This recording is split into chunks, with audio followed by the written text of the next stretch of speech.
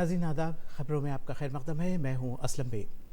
وزیر اعظم نریندر مودی نے آج من کی بات پروگرام کے 60ویں اور سال کے آخری ایپیسوڈ میں عوام سے خطاب کیا۔ وزیر اعظم نے کہا کہ بھارت کے لیے اگلی دہائی صرف نوجوانوں کی ترقی کے لیے نہیں ہوگی بلکہ نوجوانوں کی صلاحیتوں سے تحریک لینے والے ملک کی ترقی کی ہوگی۔ انہوں نے سال کے اپنے آخری من کی بات پروگرام میں مقامی مصنوعات خریدنے کے موضوع پر عوام کے ساتھ اپنے خیالات مشترک کیے۔ وزیر اعظم نے اہل وطن سے مقامی مصنوعات کو خریدنے کی اپیل کی۔ جموں و کشمیر اور لیہ لداخ میں لوگوں کے روزگار کو تحریک دینے والے اور خود مختار بنانے والے حمایت پروگرام کا بھی من کی بات پروگرام میں ذکر کیا۔ شمالی بھارت میں سرد لہر کا قہر جاری ہے۔ محکمہ موسمیات نے آج اور کل کے لیے دلی، راجستھان، پنجاب، ہریانہ اور اتر پردیش اور بہار کے لیے ریڈ الرٹ جاری کیا ہے۔ محکمہ موسمیات کا ریڈ الرٹ کوڈڈ انتباہ لوگوں کو محتاط کرنے کا طریقہ ہے جس میں لوگوں کو ٹھنڈ سے بچنے کے لیے پہلے ہی آگاہ کیا جاتا ہے۔ آئندہ 2 دن تک پنجاب، ہریانہ، چنڈی گڑھ، دلی، راجستھان اور اتر پردیش کے شمالی علاقوں میں سرد لہر کی صورتحال رہے گی۔ 1 اور 2 جنوری کو ہماچل پردیش اور جموں و کشمیر میں برف باری ہو سکتی ہے۔ ہریانہ اور پنجاب میں لوگوں کو دھند کا سامنا کرنا پڑ سکتا ہے۔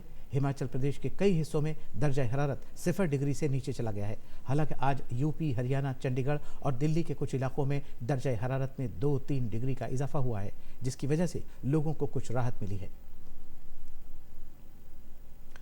ہریانہ کے ریواڑی میں قومی شاہراہ پر کہرے کی وجہ سے یکے بعد دیگرے تقریباً 2 درجن گاڑیوں کی آپس میں ٹکر ہو گئی۔ اس خطرناک حادثے کے نتیجے میں 2 افراد کی موت ہو گئی جبکہ تقریباً 1 درجن افراد زخمی ہو گئے۔ زخمیوں کو علاج کے لیے اسپتال میں داخل کرایا گیا ہے۔ ساتھ ہی قومی شاہراہ پر ٹریفک کی بحالی کے لیے بھی کوششیں جاری ہیں۔ مرکزی وزیر داخلہ امت شاہ نے آج CRPF کے نئے صدر دفتر کا سنگ بنیاد رکھا۔ اپنے خطاب میں وزیر داخلہ نے کہا کہ تریپورہ اور پنجاب میں دہشت گردی کے خاتمے کی بات ہو یا سرحد پر ملک کی سیکیورٹی کی ذمہ داری، CRPF کے جوان اپنی جان کی پرواہ کیے بغیر اپنی ذمہ داری ادا کرتے ہیں۔ وزیر داخلہ نے جس CRPF کے نئے صدر دفتر کا سنگ بنیاد رکھا، یہ دفتر دلی میں CGO کمپلیکس کے پاس بنایا جائے گا۔ اس پروجیکٹ کو 2022 تک مکمل کرنے کا نشانہ رکھا گیا ہے۔ مرکزی وزیر داخلہ امت شاہ نے کل دلی میں بھارت تبت بارڈر پولیس صدر دفتر کا دورہ کیا۔ امت شاہ کے ساتھ وزیر مملکت برائے داخلی امور نتیانند رائے اور داخلہ سیکریٹری اجے بھلا بھی موجود تھے۔ اس موقع پر وزیر داخلہ نے ITBP کے ذریعے استعمال کیے جانے والے جدید ساز و سامان اور ٹیکنالوجی پر مبنی ایک نمائش کا معائنہ بھی کیا۔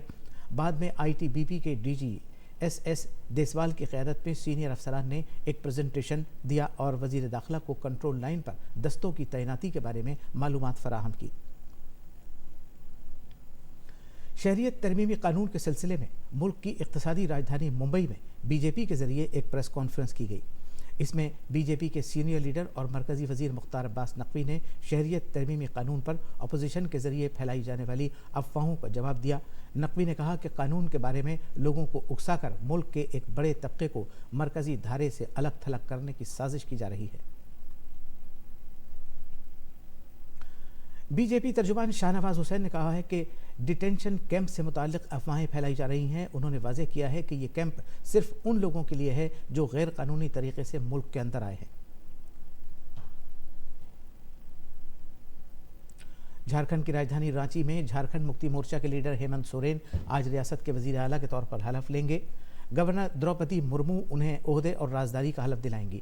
حلف برداری تقریب میں تمام سیاسی جماعتوں کے سینئر لیڈروں کی شرکت متوقع ہے۔ JMM، کانگریس اور RJD کے عظیم اتحاد نے جھارکھنڈ انتخابات میں 81 میں سے 47 سیٹوں پر کامیابی حاصل کی تھی۔ حکومت کی طرف سے جنوبی کشمیر میں میڈیکل تعلیم کو فروغ دینے کے لیے اننت ناگ میں ایک نیا سرکاری میڈیکل کالج قائم کیا گیا ہے۔ اسی کے ساتھ جموں کشمیر مرکز کے زیر انتظام ریاست میں اب 10 میڈیکل کالج ہوں گے۔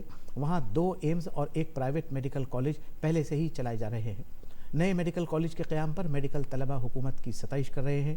نئے میڈیکل کالج کی شروعات سے ریاست میں سستی میڈیکل تعلیم کو فروغ ملے گا اور سرکاری شعبے میں صحت خدمات کے معیار کو بھی بڑھایا جا سکے گا۔